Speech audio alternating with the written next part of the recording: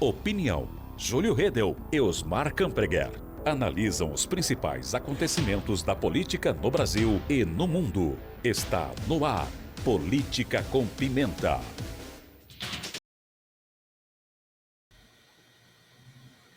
Sete horas mais 32 minutos, 7h32, estamos de volta na apresentação do seu Repórter Cultura, a hora certa por aqui, sempre no oferecimento de Lojas Hart, desde 1921, sempre presente, e nós vamos ao ar todos os dias no oferecimento do Supermercado Chit, seu amigo perto de você. E lógico, estamos aí com o Política com Pimenta, afinal hoje é terça-feira e é dia de comentários, de análise do cenário político nacional com o Osmar Campreguer e o Júlio Redel. Muito bom dia, Osmar.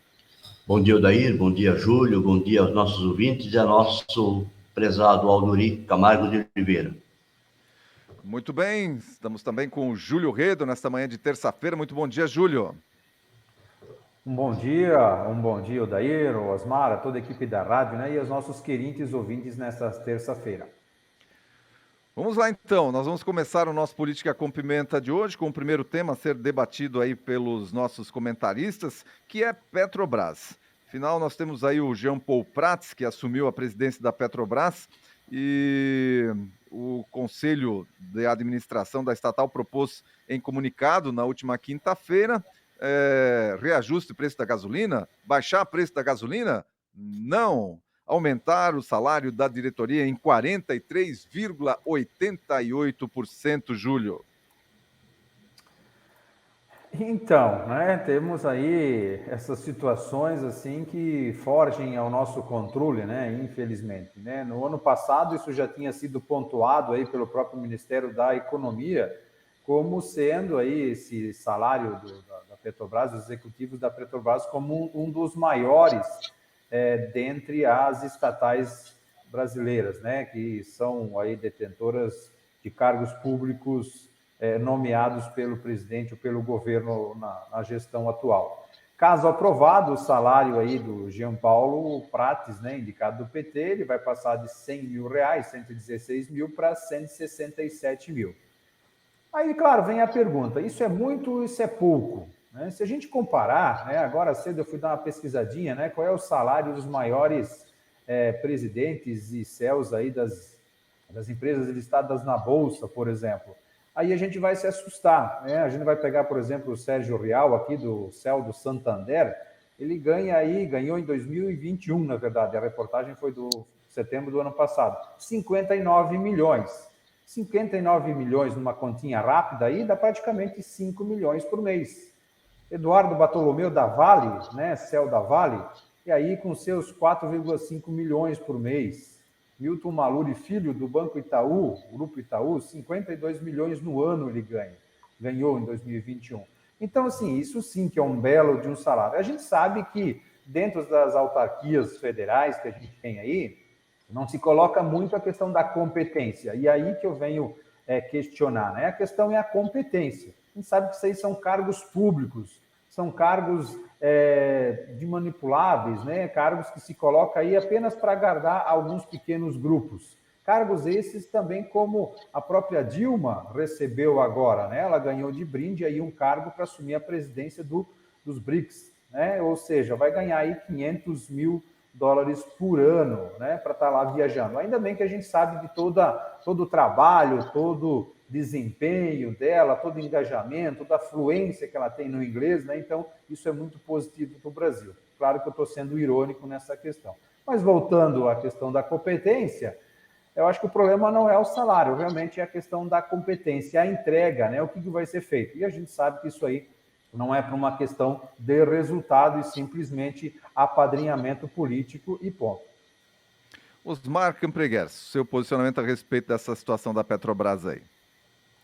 Bom, eu acho que esse salário de 150 mil por mês, que seja para uma empresa que teve um lucro de 180 bilhões ano passado, ou que seja de 50 bilhões, ou que fatura o que a Petrobras fatura, de fato, ele está até abaixo do mercado, porque se fosse uma empresa privada, o salário seria, os proventos, vamos dizer, seriam maiores. Também tem o seguinte, esse salário era ajustado de acordo com o INPC, que foi de 43,88%. Então, eu não vejo algo pernicioso, eu vejo dentro da normalidade. Uma empresa que fatura 1 bilhão por ano já paga um salário próximo desse valor para os seus diretores. Então, principalmente para o CEO. E para os seus diretores paga na faixa de 50 mil reais por mês. Então, não vejo muita celeuma, não vejo por que ter celeuma. Com relação à competência, eu não sei, eu não estou aqui para defender o presidente, atual presidente, mas ele é uma pessoa ligada à área petrolífera, então ele tem competência sim, ele tem qualificações para ser presidente. Eu não sei os demais diretores, mas todos têm indicações de competência ou de capacidade para ocupar o cargo. Então, não vejo problema com relação à competência. O problema das estatais não se trata exatamente de competência, trata-se muitas vezes de seguir interesses que não são do Brasil ou da própria companhia. Esses seriam os maiores problemas. Mas quanto à competência, não vejo problema. Em outras palavras, eu não vejo absolutamente nada de anormal. Anormal é o governo do Estado criar 600 cargos e dobrar o salário. Anormal é o Zema reajustar em 258%. Se você olhar assim, é anormal. Só que o salário estava 10 anos sem reajustar. Então, não tem nada de escandaloso. Tem algo que a Petrobras está absolutamente dentro da normalidade. Só é notícia porque esse governo é novo, só isso. Muito bem, nós vamos para o nosso segundo tema, então. O tema de hoje, o segundo tema é o seguinte.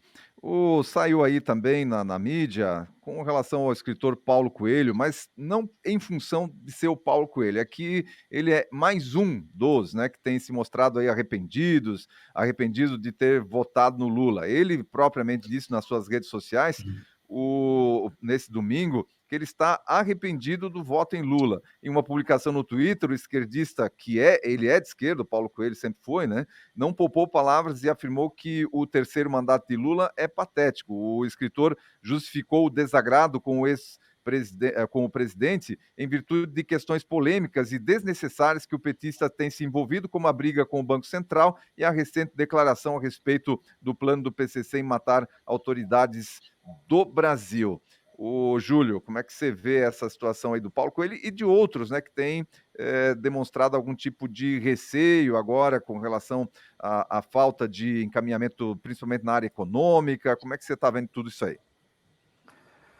Então, né, a gente começa a ficar feliz, né? Feliz eu digo porque parece que a clareza começa a aparecer para algumas pessoas. Um comentário que ele fez na época, que o Paulo Coelho justamente chamando o casal Moro, né, de casal de marreco, né? Então hoje a gente consegue perceber quem que é realmente o marreco nessa história, né, que caiu.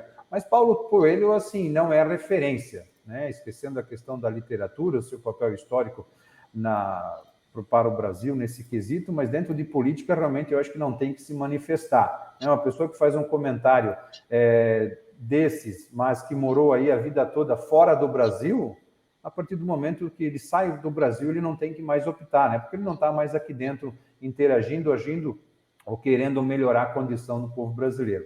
Mas voltando à questão desse comentário, várias pessoas a gente vem acompanhando que estão começando a cair na real. Já começou lá no comecinho, né? Antes mesmo da posse, quando o Henrique Meirelles, aí para um grupo muito próximo, ele já colocou aí um comentário, né? Dizendo que o Lula teria dilmado, né? Teria aí mantido aí, fugido da sua essência. Ora, essa turma aí realmente ela está vendo e ouvindo da própria boca do Lula, que se elegeu com uma cartilha aí de paz e amor, né? Aquela uma lá do amor venceu, que isso não existe. Né? Lula recentemente aí se declarou aí vingativo, perseguidor, né? O que vem da própria antiga política. Então, não fez nada de útil até agora, o seu governo não fez nada de útil até o momento, nada que pudesse aí agradar, até porque ele também não prometeu nada. Né? A única coisa que ele prometeu foi que iria governar com uma frente ampla. Qual é a frente ampla que ele criou? 37 ministérios. Então, a gente vê aí o duplo padrão da mídia em avaliar os 100 dias agora na época do governo Bolsonaro e do governo Lula, e dizendo que o Lula ainda está engateando, que são muitas situações de mercado. Vamos relembrar que lá em 2019, fevereiro de 2019, teve aquela situação da tragédia aí lá em Minas Gerais, né, que envolveu a Vale, né, na questão do desastre lá. Tá? Essa crise do minério que aconteceu na época, ela deu impacto para o sistema, para o PIB brasileiro em 0,4%. Isso é muita grana. Então, ali já começou uma situação bem complicada para o governo. E nós não temos nada de complicado que se compare a esse período agora desses 3 meses iniciais. Não venham me dizer que essa questão da crise dos bancos lá fora ali impactou alguma coisa aqui dentro. Hoje a gente colhe somente situações do nosso cenário e essa instabilidade política. Então vemos várias pessoas aí do governo, próximos ao governo, começando a desacreditar. É um governo muito político, sem ações de melhoria. Né? A questão econômica, política econômica, não existe uma estratégia. A única estratégia que existe hoje nessa questão de economia é colocar a culpa e atacar a autonomia do Banco Central. Tá? Então, o governo ele não anda, ele não está andando. E para o bom cidadão, aquele um pouco esclarecido, ele está começando a perceber o peso do erro daquele que votou aí no Lula da Silva. Osmar Campreguer, seu posicionamento. Bom, o que nós vemos hoje é pessoas que votaram conscientemente para retirar aquele presidente que produziu tanta ruindade para o Brasil. Nós estamos vendo pessoas reclamando. Por quê? Porque são eleitores conscientes que não estão satisfeitos com o governo. No governo anterior, se alguém criticasse o governo, os fanáticos saíam atrás criticando a imprensa, criticando isso, sempre tentando proteger o presidente. O governo, ele tem que ser criticado. Ele não precisa ser fanatizado, motociado, como no governo anterior. No governo anterior, aqui no nosso estado, o governo não produzia absolutamente nada. E nós temos um monte de fanáticos lutando pelo presidente. Então, esse é o comportamento correto do eleitor. Votar criticamente. Nós não votamos num governo para... Governo não é ídolo, não é mito. O governo tem que ser criticado quando ele errar e aceito com ressalvas quando ele acerta. E não fazer como os eleitores tentaram endeusar o ex-presidente. E isso nos levou a essa situação. Por que o Lula foi eleito? Pela ruindade do Bolsonaro. Não é que o Lula nunca foi bom. O Lula só foi votado porque o eleitor considerou ele menos ruim do que o Bolsonaro. Só isso. O Bolsonaro foi muito ruim para o Brasil e por isso o Lula foi eleito. E agora muitos eleitores não estão satisfeitos. Por quê? Porque o Bolsonaro tinha esse comportamento grosseiro, mal educado. E o Lula está quase chegando perto dele. E é por isso que ele está sendo criticado. Nem está se levando em consideração o governo, porque 90 dias de governo não dá para fazer uma análise. E o governo ainda está tentando fazer uma represa da tragédia que ficou. Esses 13,75 de juros, eles vêm desde agosto do ano passado.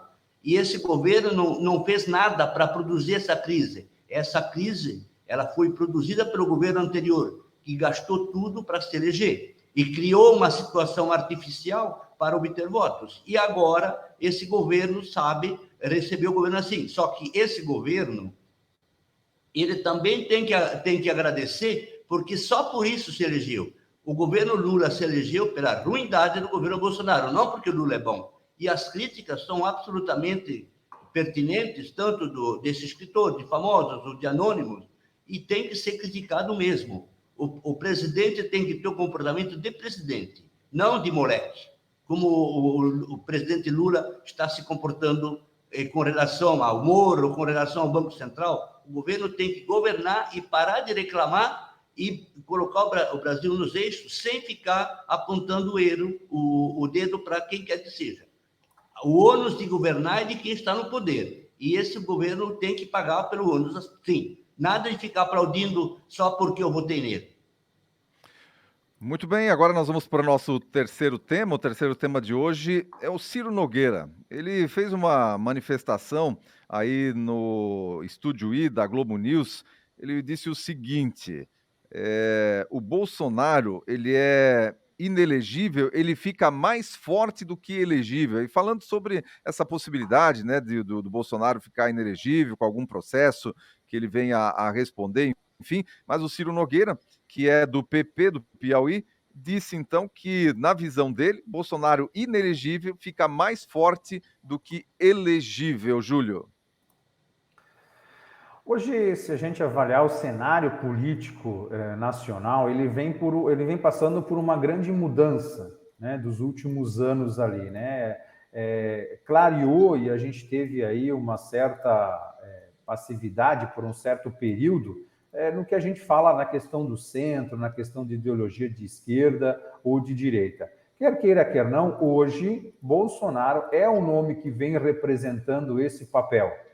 Nós tínhamos antes aí o que a gente chama do teatro das tesouras, né? As pessoas mudavam, brigavam, era PT, PSDB, mas no final das contas era tudo a mesma coisa.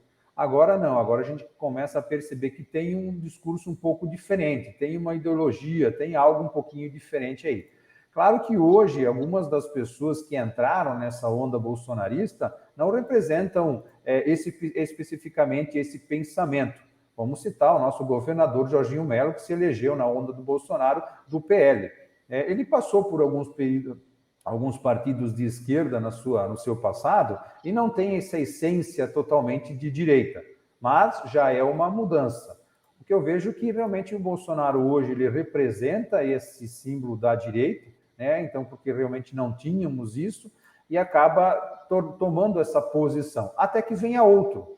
Hoje, um grande nome que tem aí, está se destacando e com certeza vai ser bastante criticado aí nos próximos meses ou até anos ali, é o próprio Tarcísio de Freitas no governo de São Paulo, que vem mantendo essa mesma linha de direita. A esquerda a gente conhece. E a direita, ela tem que aprender, a direita ela tem que amadurecer, ela tem que realmente fazer um trabalho que a esquerda já faz há muito tempo. Esses posicionamentos, essa questão de compartilhar todos os seus pensamentos e as suas identidades. Mas, voltando à questão, sim, hoje Bolsonaro talvez, se não se tornar elegível, o fato acaba prejudicando ainda mais o cenário contra a esquerda, né? Se ele vier a disputar a eleição no próximo mandato, 2026, a gente sabe aí que justamente a gente vai ter situações que de certa resistência. Agora, ele não estando no páreo, automaticamente acaba fortalecendo e sendo um ótimo cabo eleitoral para quem vier assumir o seu lugar. Osmar Campreguer, seu posicionamento sobre essa fala aí do Ciro Nogueira. Bom, eu acredito que, de fato, se o Bolsonaro se tornar inelegível, isso vai alavancar mais ainda, que vai vitimizar ele. Então, de certa forma, as pessoas vão dizer, não, estão perseguindo ele. Com relação à direita, à esquerda, eu sou muito entusiasta do centro, e eu espero, sinceramente, que surja um líder, pode ser o Tarcísio, eu apostaria como liderança, o Tarcísio, o governador do Rio Grande do Sul, o Zema, eu vejo ele com certa ressalva, porque me parece que ele não tem tranco para se expandir para nível nacional, mas eu queria muito que surgisse um partido de centro, porque a direita, infelizmente, não vai trazer benefícios para o Brasil. O que o meu colega diz do Teatro das Tesouras, ele pegou do fanatismo daquele cara da Jovem Pan que fazia propaganda, que fazia comentário dos Estados Unidos, daquele site que faz essas tipo de comparações, que o PT e o PSDB eram coisas da mesma, era farinha do mesmo saco, que no final parecia o mesmo. O PSDB foi um partido de centro-direita. Ele privatizou quase o Brasil todo, as indústrias brasileiras. Não tem nem paralelo com o PT. o PSDB tem muitas questões em comum, que a democracia, que a direita não preza muito. Então, essa é a única comparação que esse site quer fazer crer para seus adeptos que era a mesma coisa.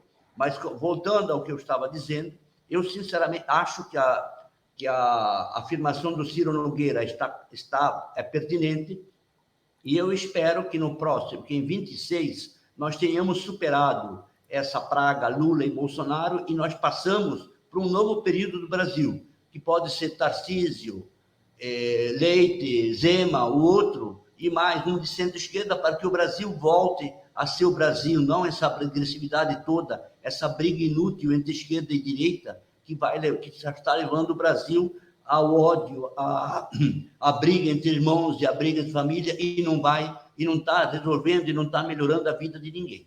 Essa é a minha expectativa.